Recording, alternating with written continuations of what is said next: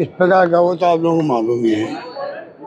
किस प्रकार का हादसा अचानक हुआ है, कोई चपेट में कई लोग आ गए हैं, वो सब जानकारी आपको। अभी मैं जो देख के आया हूँ 7 लोग करीब यहाँ भर्ती हैं, 7 लोग भर्ती हैं और यहाँ गुजरात के भी और बिहार के हैं।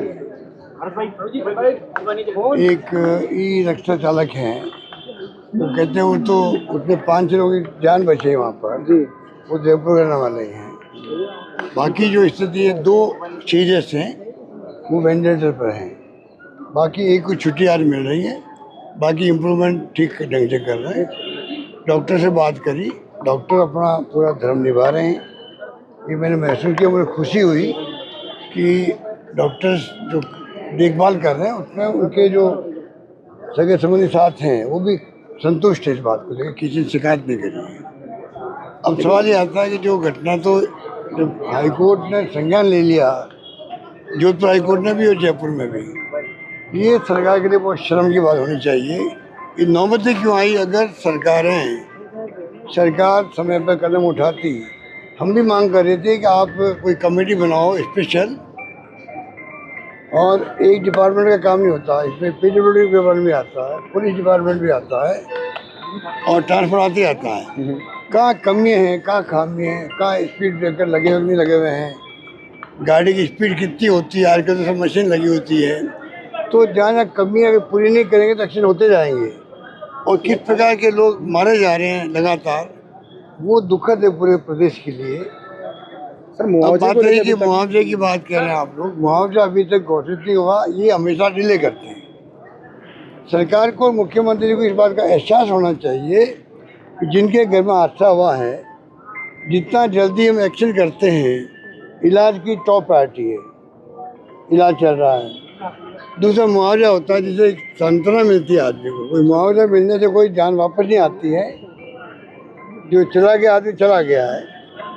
पर इमीडिएटली ये काम जो है ये टाइम पे होना बहुत जरूरी है। 2 लाख रुपए प्राइम मिनिस्टर फंड से मिलते हैं, वो तो हो गया है। की स्कीम जो पिछली गवर्नमेंट बनी हुई है वो सबके मालूम है। अगर एक परिवार में 2 मर गए, 3 मर गए तो ही वो 10 लाख मिलेगी। ये बात तो हो गई है कि इसको इमीडिएटली मुख्यमंत्री महोदय को चाहिए कि उसको घोषणा करे।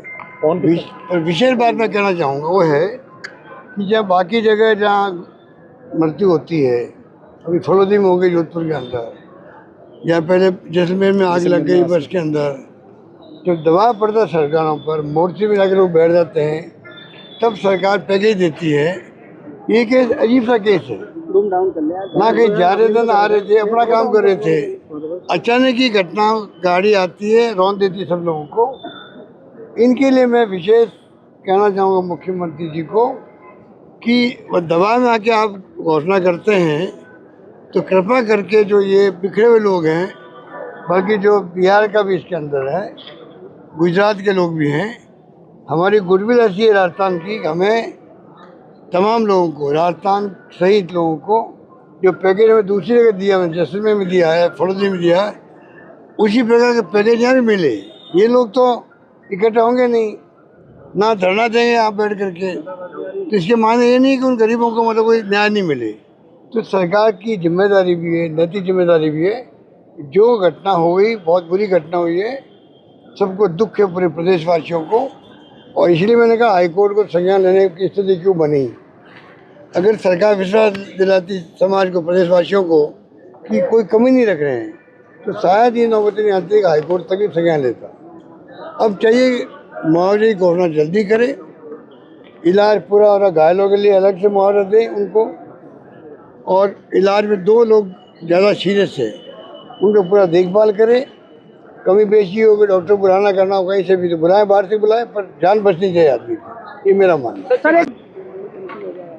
दोस्त की बात नहीं होती। एक्सीडेंट हुआ है, शराब पी करके आदमी रौंद दिया सबको, तो इसलिए सरकारी जिम्मेदारी बनती है कि वो क्या राहत दे सकते हैं, हम लोग बचाएं उनको, घायलों को, इलाज अच्छे से अच्छा हो और मुआवजा मिले, ये तो कर सकते हैं। बाकी तो एक्शन होनी चाहिए ऐसी घटनाओं के ऊपर, और ऐसी घटना नहीं हो, ये व्यवस्था भी होनी चाहिए कि घटना क्यों हो।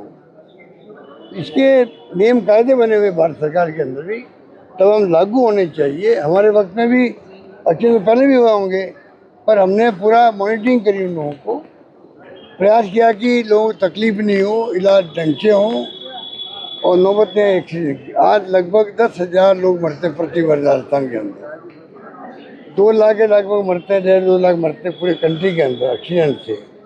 तो समय आ गया कि सरकारों को, चाहे केंद्र हो चाहे राज्य हो, वो कदम उठाने चाहिए जिससे कि ये जो आज तो ज़माना हाईटेक का ज़माना है, सक्षम हम लोग इस स्थिति में आ गए, कम से कम वो सारे कदम उठा सकते हैं, उठाने चाहिए जिससे कि एक्सीडेंट कम से कम। राहुल जी ने आज प्रेस कॉन्फ्रेंस की है SIR के मुद्दे पर हरियाणा पर। अब देखिए, वो तो इलेक्शन कमीशन की पोल खुल गई आज फिर। अब इलेक्शन कमीशन क्या कहेगा? जो इलेक्शन कमीशन जिस प्रकार का व्यवहार कर रहा था अपने आप को बचाने के लिए, आज उन्होंने पूरा एक्सपोर्ट करके रख दिया। हरियाणा के अंदर क्या हुआ, क्या जवाब उनके पास में? एफिडेविट मांग रहे थे राहुल गांधी जी से। तो इससे बड़ा दुर्भाग्य क्या होगा? इलेक्शन चुनाव आयोग जो है वो डेमोक्रेसी के अंदर बहुत महत्वपूर्ण पद भी होता है, विभाग भी होता है, चुनाव आयोग भी आयोग है। अब इसमें अगर इस प्रकार के जवाब सवाल होंगे तो डेमोक्रेसी कमज़ोर होगी, देश की दिशा में जाएगा पता ही नहीं पड़ेगा। इसलिए आज जो उन्होंने एक्सपोज किया है, इलेक्शन कमीशन लेना चाहिए, गंभीरता से लेना चाहिए उसको। ये पूरी मिलीभगत लग रही है उनकी और सरकार की। ये देश का दुर्भाग्य है कि ऐसे चुनाव आयोग में आके लोग बैठ जाते हैं कि आज विपक्ष का नेता आरोप लगाता है, जिस गंभीरता से लेना चाहिए उनको वो नहीं ले पा रहे हैं। सर गौर निंदा करता हूँ। सर आज अभी आपने मरीजों से मुलाकात की तो एक मरीज ने आपको बताया कि उसने हेलमेट पहन रखा था, इसकी वजह से उसकी जान बच पाई। क्या अपील कर पाएंगे इस तरह की? आप भी कहेंगे किसी? मैं तो जब जाता हूँ कार के अंदर भी, साइड में जब चलते हैं जो हमारे बाइक पे ये हेलमेट नहीं होता तो मैं उनको इशारा करता हूँ कि तुम्हारा हेलमेट कहाँ है। तो ये आपने ठीक मुझे याद दिलाया। एक व्यक्ति था हेलमेट पहना हुआ था, बच गया वो, खाली फ्रैक्चर हुआ पैर के अंदर, वरना वो ही चला जाता। तो हेलमेट पहनना आवश्यक है। और मैं ये भी कहना चाहूँगा पब्लिक के अंदर भी इस बात का एहसास होना चाहिए कि हमारी खुद की लापरवाही नहीं हो, तभी कई जानें बच सकती है। कई बार लापरवाही कर देते हैं। तो सबका मिला जुला प्रयास होना चाहिए मेरा।